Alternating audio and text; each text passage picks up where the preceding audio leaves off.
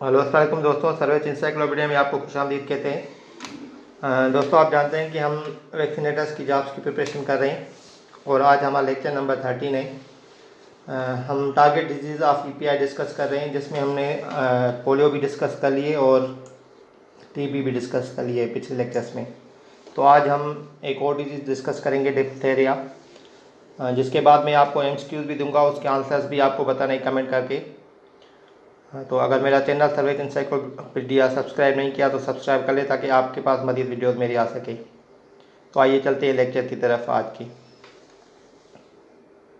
तो दोस्तों, ये देखिए, हदफ़ी अमराज में डिप्थेरिया एक डिजीज़ है जिसको हम खनाक कहते हैं, वो आज हम डिस्कस करेंगे।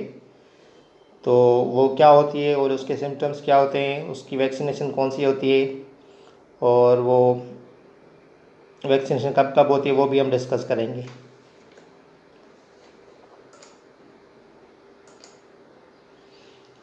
दोस्तों, ये सिंधी में हम इसको गले की बीमारी, गले जी बीमारी भी चवंदा आहियूं।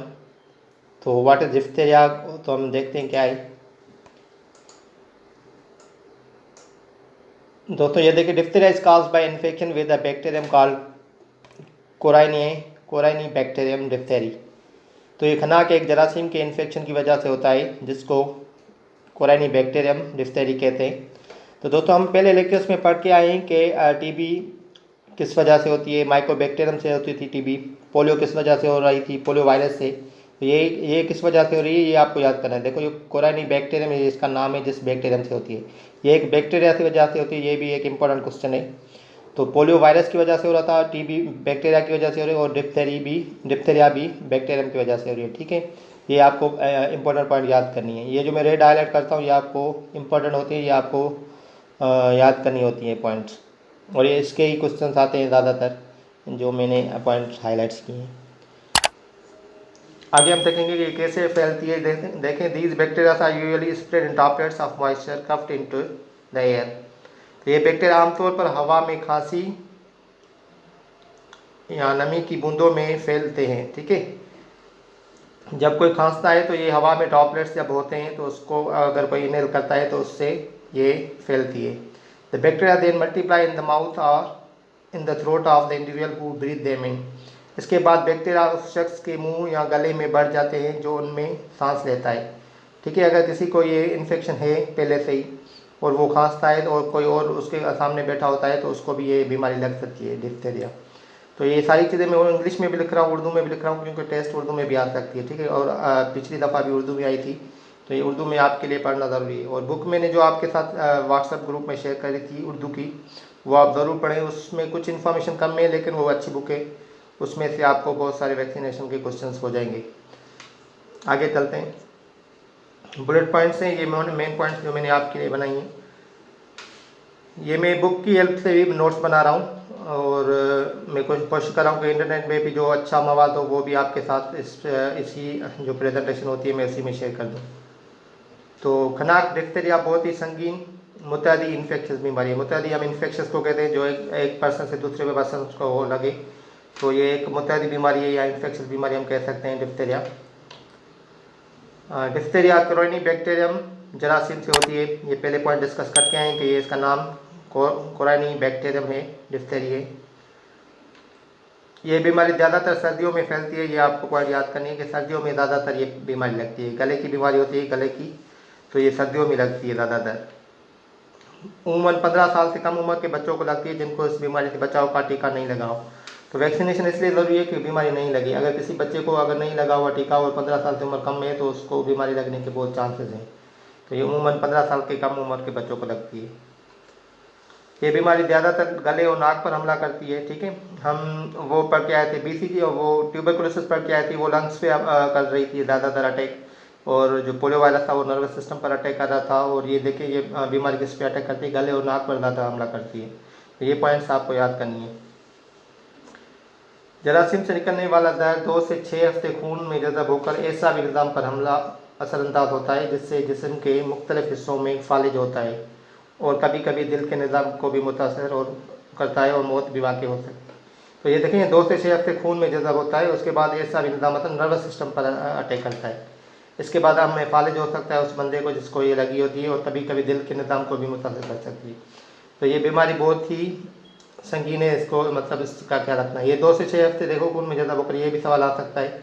और इसके अलावा जो नाक और गले के अलावा ऐसा भी निज़ाम पर भी हमला कर सकती है, ये भी इम्पोर्टेंट पॉइंट है, आप याद कर लिए।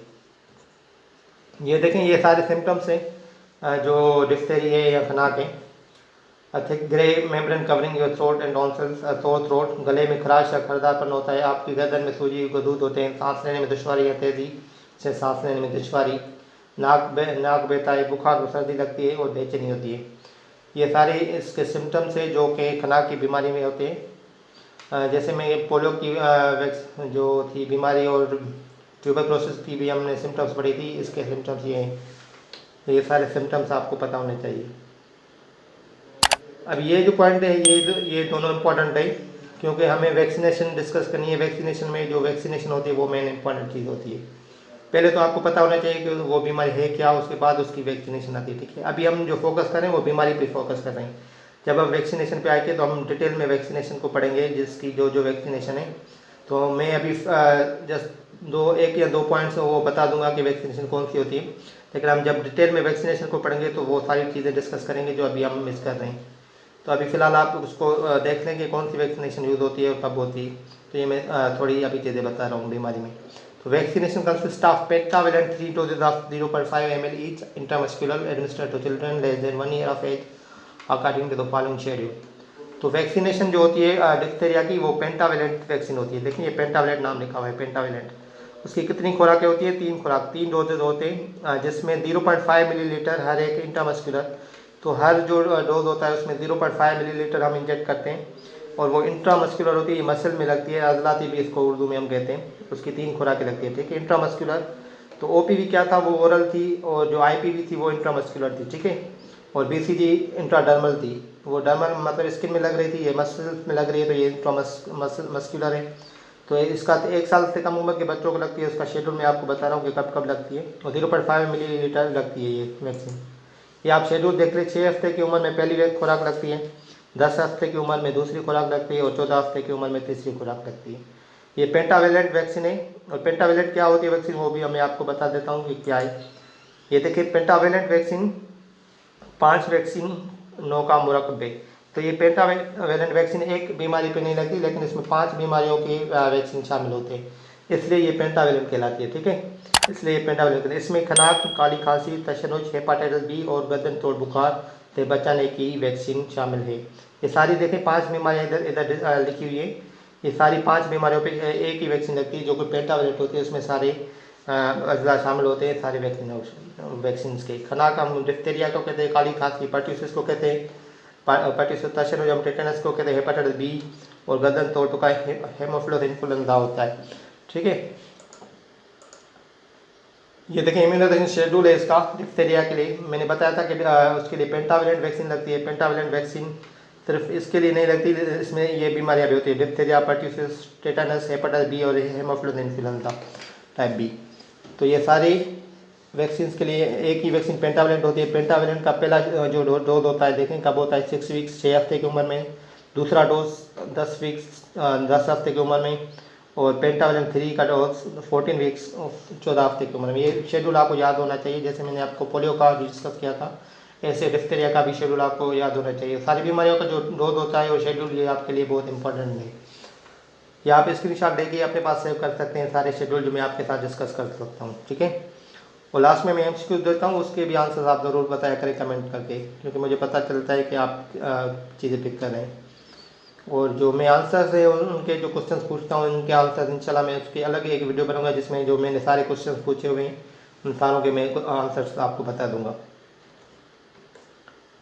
तो ये देखिए, पेंटावेलेंट एक इंट्रामस्कुलर अजलाती वैक्सीन है, जो दाएं रान के ऊपर और बाहर के हिस्से में लगाई जाती है। ये आपको वैक्सीन पेंटावेलेंट के बारे में एक और पॉइंट है, जो कि इंट्रामस्कुलर होती है, मैंने बताया है। तो ये दाएं रान पे रखती है और ऊपर और बाहर के हिस्से में लगती है, ठीक है। तो ये आपको पॉइंट याद करनी है। पेंटावेलेंट 5 बीमारियों के लिए लगती है, ये आपको याद होना चाहिए। हाँ, तो ये आज के एमसीक्यू हैं आपके लिए। ये आप कमेंट करके मुझे बताएं इनके आंसर्स, और जो कमेंट करता है तो पता चलता है।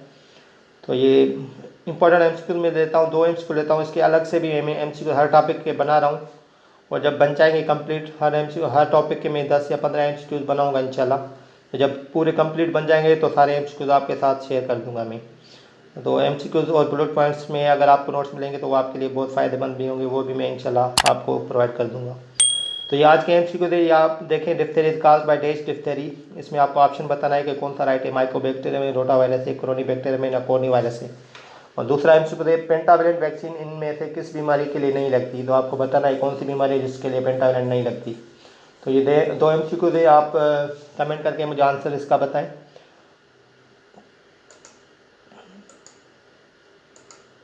ये हमारे यूट्यूब पे और फेसबुक पे हम तैयारी करा रहे हैं वैक्सीनेटर्स की, आप अपने फ्रेंड्स के साथ शेयर कर सकते हैं। तो वो हमारे यूट्यूब सब्सक्राइब करें और फेसबुक का पेज भी लाइक कर सकते हैं, जो कि सर्वेज इंसाइक्लोपीडिया के नाम से। सर्वेज इंसाइक्लोपीडिया आप सर्च करेंगे फेसबुक पे, यूट्यूब पे आ जाएगा, वो आप सब्सक्राइब कर ले और लाइक कर ले। अगर किसी को ग्रुप में ऐड होना है तो मुझे जो भी मैसेज कर रहा है मैं उसको ऐड कर रहा हूँ अपने ग्रुप में। उसमें मैं नोट्स भी जो बनाता हूँ वो शेयर करता हूँ, या मैं पास्ट पेपर जो मैं अभी तक मैंने बनाए वो शेयर कर दिए। तो इंशाल्लाह आगे भी जो नोट्स मैं बनाता रहूँगा वो आप सबसे शेयर करता रहूँगा। आप अपने फ्रेंड्स के साथ भले शेयर करें, कोई पाबंदी नहीं है, सबके साथ आप नोट्स शेयर कर सकते हैं, नॉलेज बहुत ज़्यादा शेयर करा करें। तो जैसे दोस्तों को फ़ायदा और जॉब वगैरह में कामयाब हो सके। तो आप हमारा चैनल सर्वेज इंसाइक्लोपीडिया सब्सक्राइब करें। अपना ख्याल रखें। शुक्रिया। अल्लाह।